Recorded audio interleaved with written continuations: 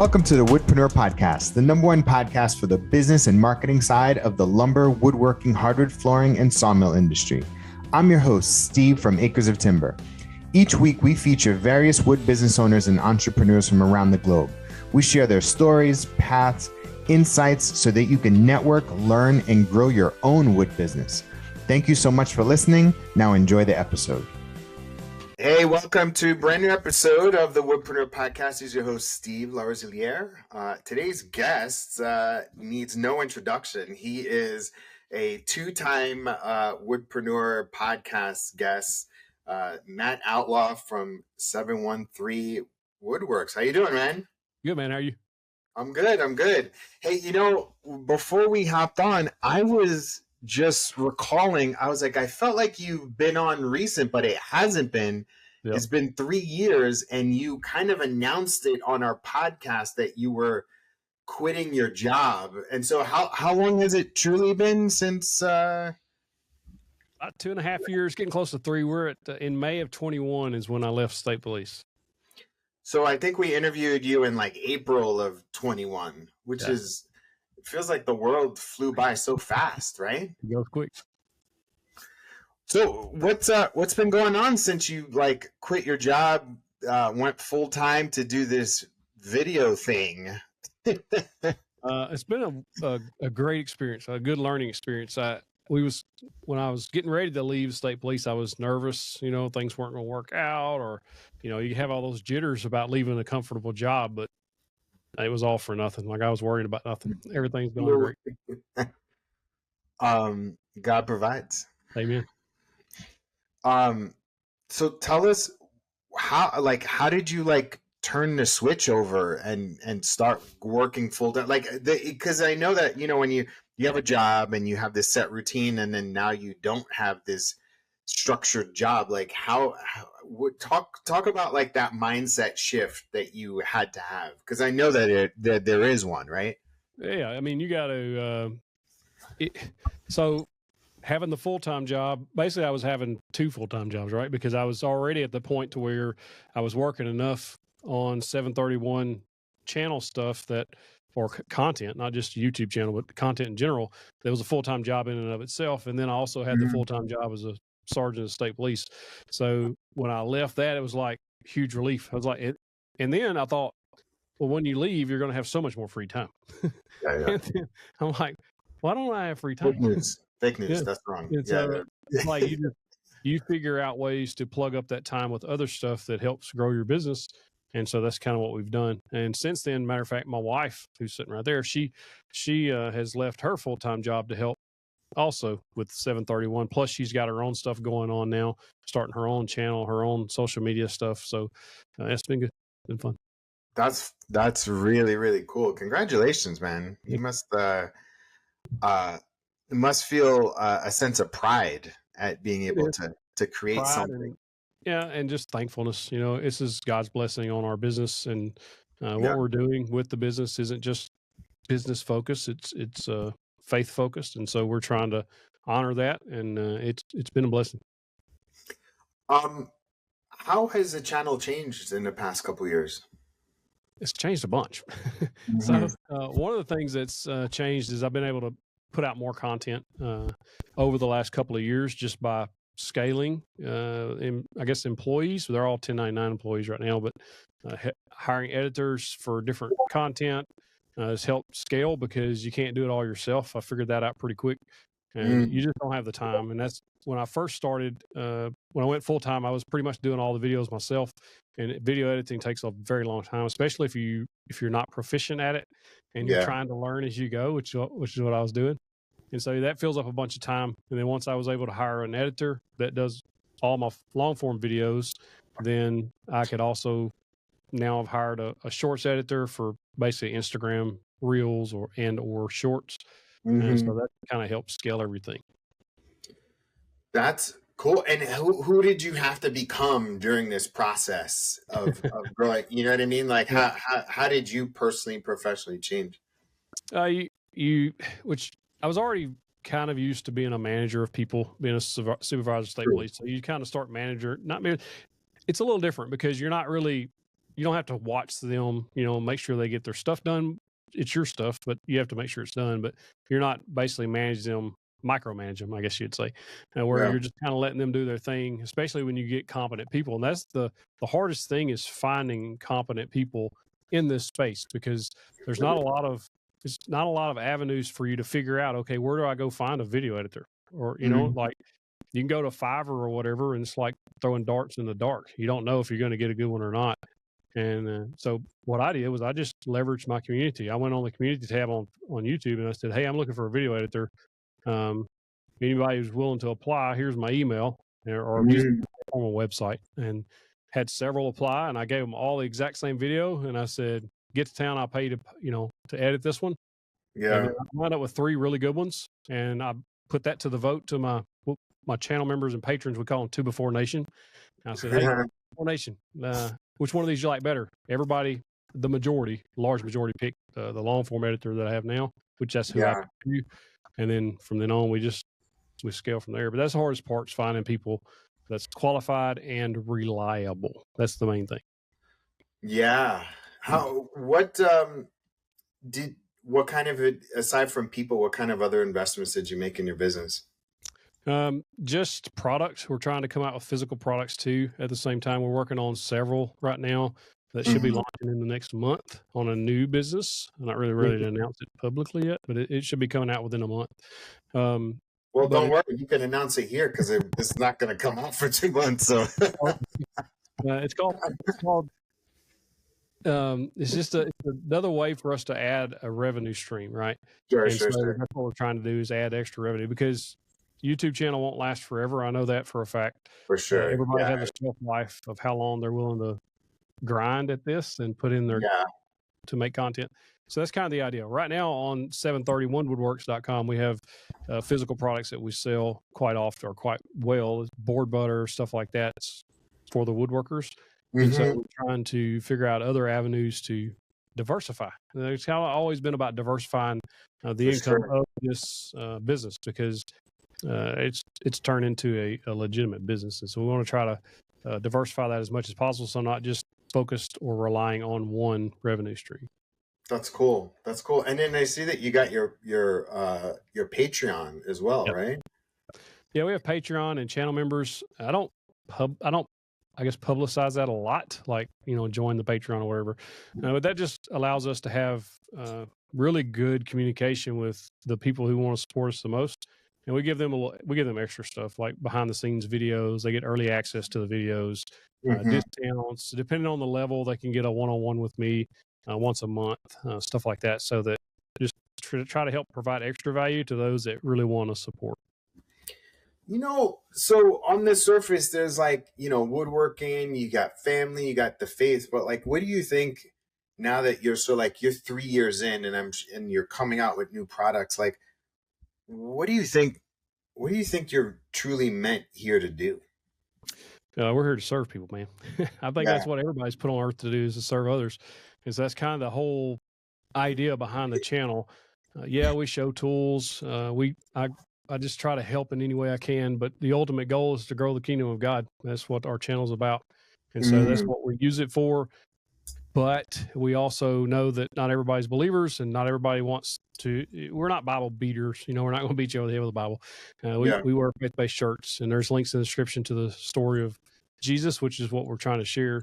But ultimately, the channel is there as a way to help, especially new woodworkers, or those looking to buy a tool, help them make the decision on, should I buy this or should I not? Is it good? Is it not? That's kind of the idea of the content I'm making. And when we started out, the channel started out as tool reviews, the first several videos, and then I started doing some builds. Then I went back to tool reviews and builds. And so a lot of people will subscribe and they think, well, all he does is build. It just depends on what time frame they subscribe. Right? And so as the last 3 years, you start looking at what's working and what's not, and you do more of what's working. And that's what's really helped grow the channel, and trying to figure out what's working. And most of those are tool related videos. And so I've tried to figure out, okay, what video will help the audience the most, and that's come up with those ideas and try to produce those type videos. It's just a struggle all the way around, just trying to figure out what's working. For sure. When you think about who your core audience is, who do you think they are? And how do you, because this is something I think about often, like, all right, we have like our core audience, but like what problem are we solving for them? Right. So mine is, for the most part, beginner and intermediate woodworkers. Your professional woodworker might look at the channel for tool related stuff, but most of them are beginner and intermediate. They're starting out, they're trying to figure out what tool's best to solve their problems. And so that's really the focus of my content, because those people need the most help. Right. And so I remember when I was starting out, I was like, I have no idea what I'm supposed to be buying. Like, what I need to spend my money on versus what am I going to waste money on? Because that's kind of the idea, is try to help them make better buying decisions. And we do that in a bunch of different ways. We got tool deal alerts and try to help them save money on tools. And then I'll make tool focused videos, like maybe one router versus another, or one saw versus another, or just an individual review of the next big thing. You know, like the Rigid track saw come out last year. And so I knew that would probably be a big thing. So I worked with Rigid. I was like, I need this as fast as I can get it. And so they was able to send it to me pre-release. It's kind of of having an audience sometimes, but sometimes you can't. Sometimes you, like the Milwaukee track saw, I was able to get it. I had to buy it. And then whenever it came in, I was able to do the review. I was a little late on that one, but it all works out. Yeah. What are you struggling with right now in terms of like where you think the next level is, or what's the challenge that you're sort of going through right now? It's always ideas. Ideas, video ideas. Like what video can I make that will help people and grow the channel? Like those two things are the main focus, and by helping people, we can grow the channel. But so one thing I've done over the last few years, especially right when I talked to you last on the podcast, is I was in a YouTube course called Channel Jumpstart, and it helped me grow the channel. And so I've also went back to him and paid this guy for mentorship or one-on-one. You know, what's his name? Channel what? Channel Jumpstart. It's by Daryl Eves. And I paid him also for consulting. And so, you reach out to people who know more than you and help you figure out the problems. And so he kind of deep dived into the channel and was like, give me some advice, stuff like that. So that's always a challenge, is coming up with the idea that'll grow the channel. You're going to have flops. You're going to get videos that just don't do well. You think they're going to do great, and they don't. And then you'll have videos you're like, man, it's probably not going to do that great. And then it does. And one of the things he told me, though, in the consultation was, he said, just because a video can be made doesn't mean it should be made. And so that's kind of really the hard thing, is to try to figure out, should you make the video or let that one go, or figure out a better idea or whatever. And do you balance between like the quantity versus quality, no, you just put out? I think so. There's different views on this. I know there's some others putting out that have a course, and they teach that you should put out quality videos, make sure it's really good before you release it or whatever. The greatest ideas is the only ones you release. And I'm more about quantity. I think, I don't know how many 800 and something videos on the channel now. I think it was like 250 something come out last year, shorts and all. So you're like, you're a team. That's a lot. That's a lot. Out, man. Which a lot of those are shorts too. So, but I tell people all the time, they ask me advice on starting a channel or starting content. I'm like, is what Think Media says. You got to press record. If you don't, you'll never get better at it. You'll never get enough data to figure out what's working, what's not, especially starting out. Now, if you've got some background, or if you've grown channels or whatever before and you're starting a new one, that's a little different. If you've never done it before, just put out videos, because the only way to get better is to do it. Yeah, for sure. And so it's 2024 now. You're going to release some physical products. How are you looking to grow, aside from the product stuff? Just same thing. Everything's working, man. Just keep doing what we're doing. I'd like to put out more content than we're putting out, but I'm just kind of maxed out on ideas and time right now. I don't know. The last quarter was good to us, like very, very good to us. We wound up with, I think this last month was 5.4 million views, which was the most ever for my channel. Wow. And, subscriber rates higher. Everything's kind of trending up. So it just literally look at what's working and keep doing that. Well, I mean, if I think about where you were 3 years ago, how many subs are you now? we're at a little over 500, maybe 510, 512, I think. I think you might have been around 200 when we Yeah. first. Yeah, when I went full time, we had just crossed 100,000. We was about 120, 130,000. Oh, yeah. Yeah, that's wild. That's wild. And if you look at those videos 3 years ago versus the videos now, that's why I talk about just putting out videos. You can see the comfort level on camera is way ahead too. But that's all repetition, you know. It's all repetition, yeah. Oh, yeah. I almost see like you know, so I have young kids and they watch YouTube, and I sit down and I like, you know, start looking at like who they watch, and then I look at yours and I see the relatability that you have with your audience. And there's do you ever watch Mark Rover? You ever watch him? Yeah. I was like fascinated at his curiosity, you know, and how his curiosity comes around. And he said something the other day. He was like, I only make 12 videos a year. I was like, oh my gosh. Like, I was blown away. Yeah. The fact that he only makes 12 videos a year. Like, those videos are massive though.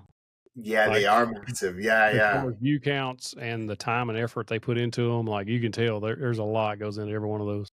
Yeah, that's wild. That's wild. And so now you said that you've gotten your wife is doing videos too, right? Yeah, she has her own channel. She's working on it. She's literally over there editing now. And so she's trying to grow her thing. She's been down with kidney stones for a couple of months. So she was on a good track. And like 4 months now, she's had kidney stones. It's really taken a toll on her. So she's got surgery scheduled and all that. So we're hoping after that she can continue to grow her hop stuff. back on it. Yeah, no, I hope everything's well with her and she recovers. But that's impressive. So for your family, like extended people that have known you for a long time, like what's the perception that like you make money because you make videos? Because even in the woodworking world, and one of the reasons why I wanted to, you know, I've interviewed other content creators in the past, and I've been fascinated at this path of the woodpreneur space, and it's only and I don't want to say it's only because, and one of the reasons why is the idea of attention. Mm-hmm. Like you've developed this skill of attracting attention, right? Like, I mean, you have an audience, you get, you are able to monetize that. You're able to gain relationships. I mean, I have a podcast. Because of my podcast, I have attention of people, and like, just paint the picture of like, you know, the conceptions, misconceptions, or just like, you know, what is it like as a creator, the mindset that you need to have in order to be successful at it? You can't care about what everybody else is thinking, you know, what they're saying. You're going to have haters locally, in person, online. Like my wife was a school teacher before this year. Mm-hmm. She had a student come to her last year, I think it was, and he said, hey, Miss So-and-so in 6th grade told me I could never be a YouTuber full time, that's not a real thing. And she said, but isn't your husband a full-time YouTuber? And she said, yeah, it's possible. So down here, South Arkansas, it's a little different. You know, we're a little rural. And so people, they don't, especially older people, they don't understand. And a lot of people ask me, how do you make money? Like, how's this possible? Yeah. And you try to explain to them, they're like, I don't know. It doesn't seem right. But yeah, there's a misconception out there that you can't.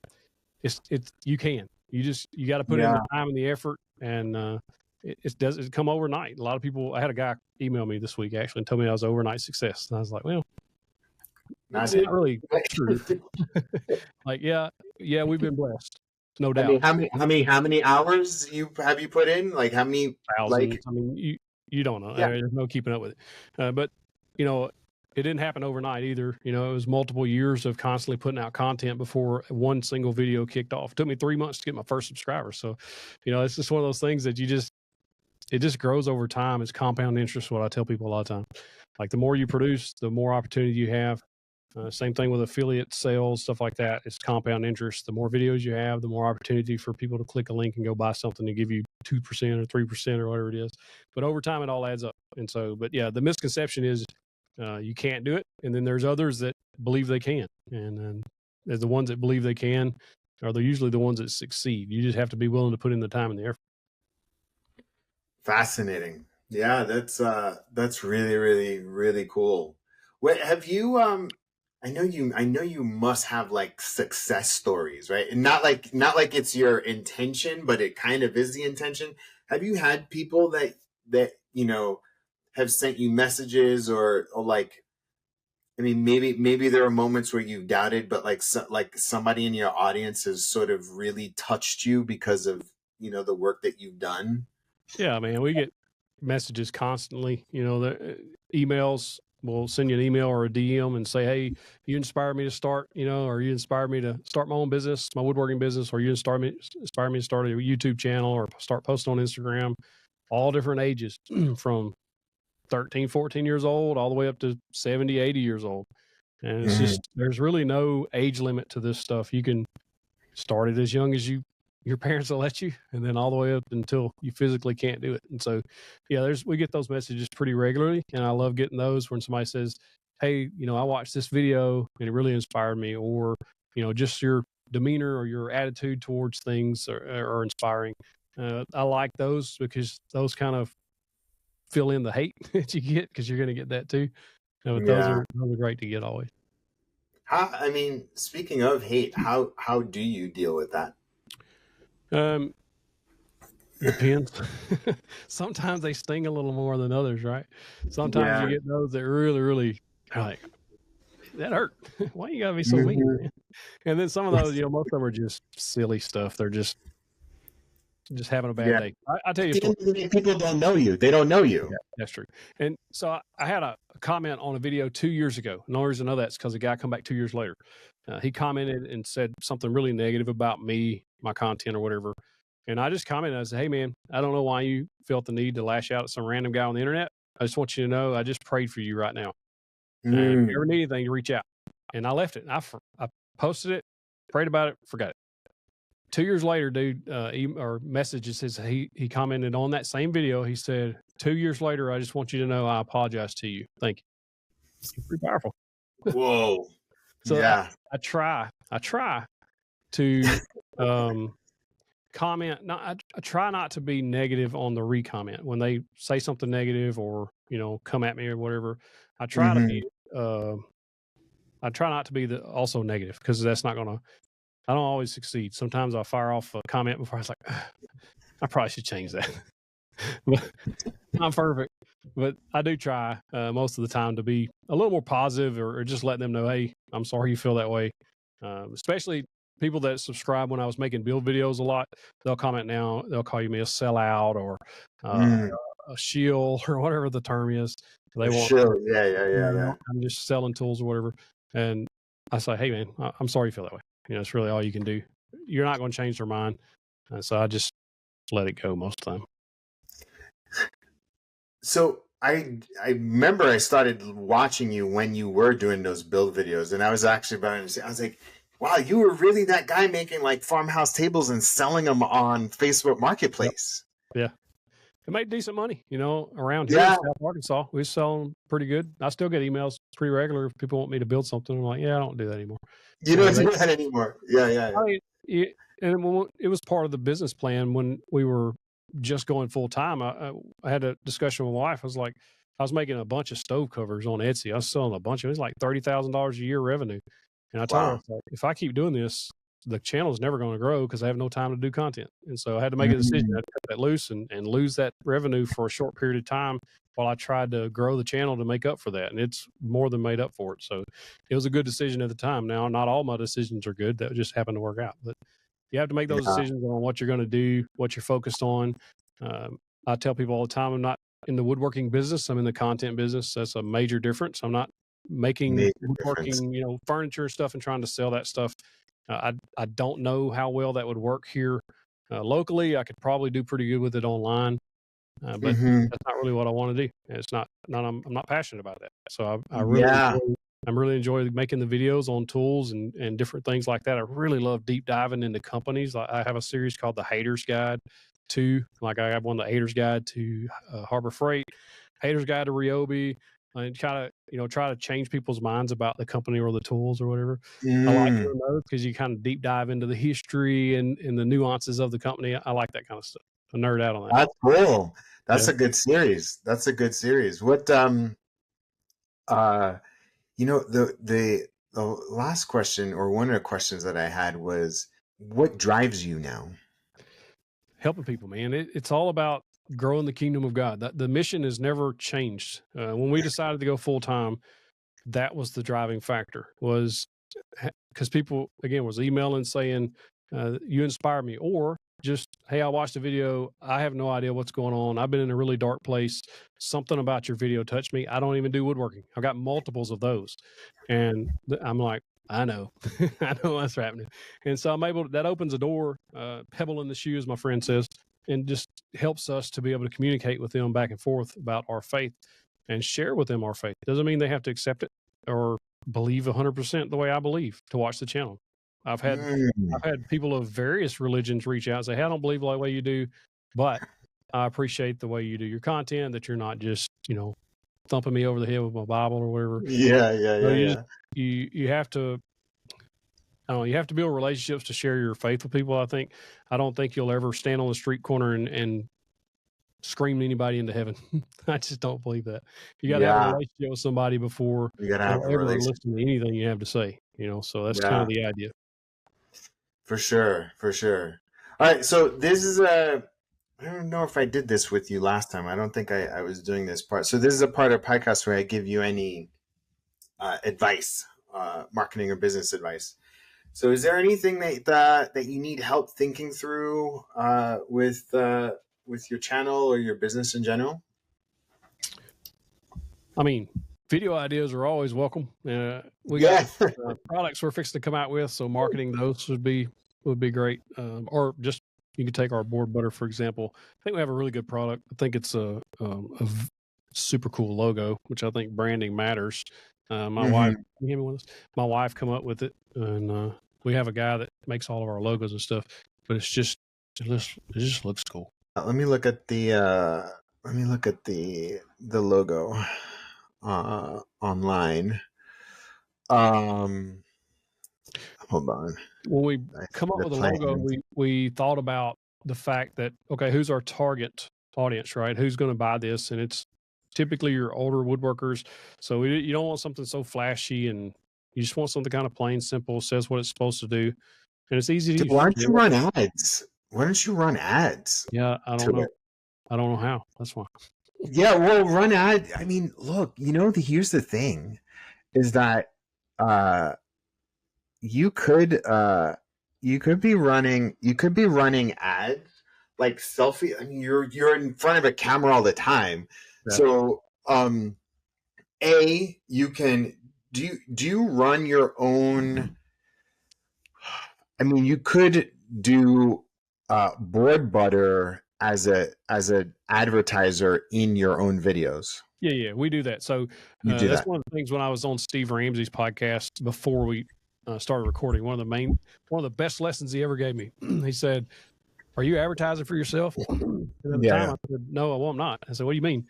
He's like, "Are you saying, hey, go check out this board butter or go check out these woodworking plans?" I was like, "No, I've never done that." He's like, "You might as well." He said, "You're advertising for other people. Like if you take a Skillshare ad or whatever, they get everything. You get nothing, other than the initial payment." He said, "Put an ad in your video, like, go check out the board butter, whatever, give it the website." And he said, that video's there forever. And so you're advertising for your own stuff forever. So yeah, we do that pretty regularly. About once a month or so, I'll put an ad, or I'll call it an ad in my sure. videos. I'll just throw it in there naturally and send people that way. So there's one thing that I would do. So there's two things. One is I would clip out that ad that you have in your video and then run Facebook ads and Instagram ads to it. And then the other thing is that you can target other channels on YouTube with your ad. So cutting boards, like other people making cutting boards, charcuterie boards, any kind of board, and target other people so that, because the price point is low. I think you could be selling a lot of those. Do you fulfill yourself, or you sell or through somebody else? Yeah, we're fulfilling ourselves for now, but it's getting for now. Yeah. That's a lot. getting So, challenges. okay, so that's one thing. Second thing is, I guess for video ideas,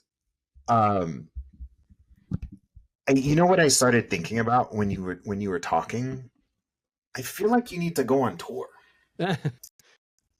I feel like, is this part of your plan, or you want me to finish? No, you can finish, and then I'll follow.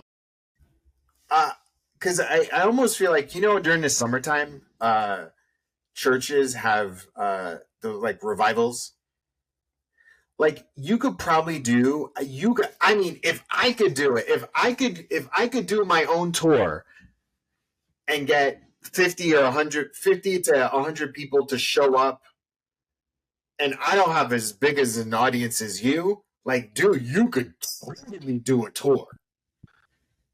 And so, during this tour, one thing that I would do is contact the companies that you shill for, and then tell them to be sponsors of it.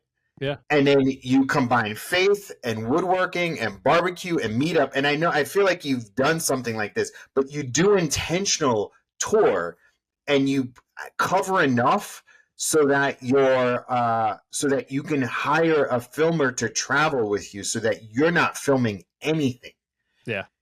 And then, because if you do like a 5-city tour, a t-shirt, and then you're recording, that's like 5 pieces of amazing content. And then you're going to have the interaction. And then there's going to be people that don't follow you, that start following you as a result of it. And then it could literally be like an annual thing. So like, I just, there's an amazing book that I just finished. I'm in the middle of reading it.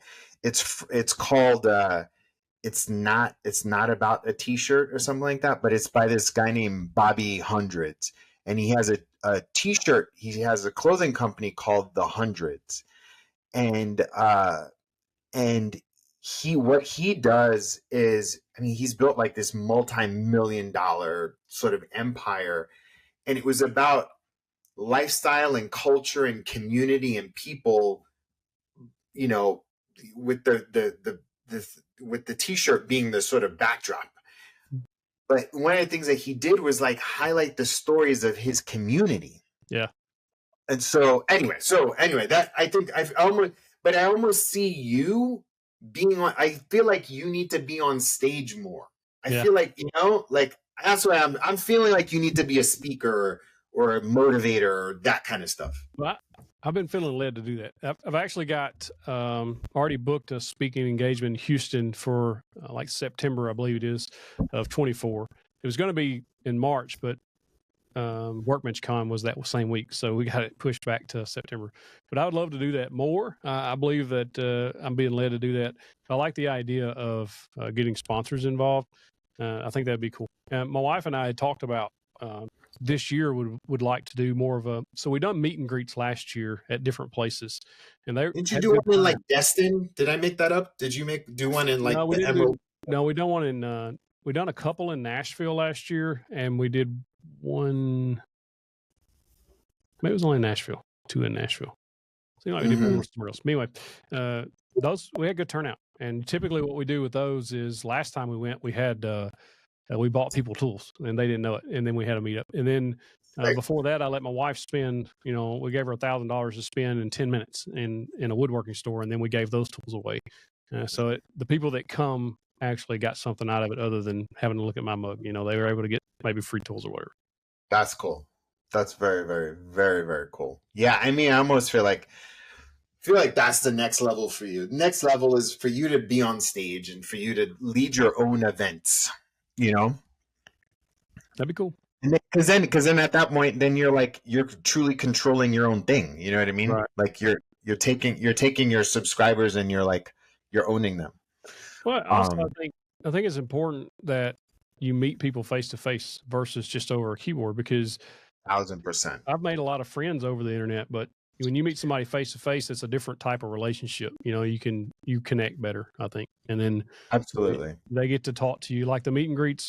We're able to talk to people face to face, and they can say, hey, I watched this video, or, you give them some advice, or I get advice from them, or figure out what they're working on, or something that helps me. Sure. You just communicate better face to face versus the internet. Cool. I will, yeah, man, let me know if you end up doing that stuff. That would be, that would be really cool. Just cause, I almost feel like,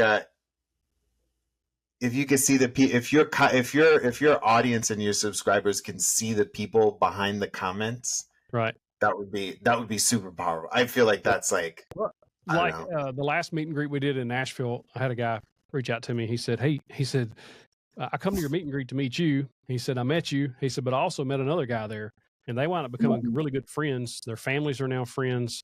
Wow. They've helped each other in various situations, so they were able to make a connection there, and they never met before. So the power of community is powerful. It really is. And when you get a community of like-minded people together, you can literally change. It really is.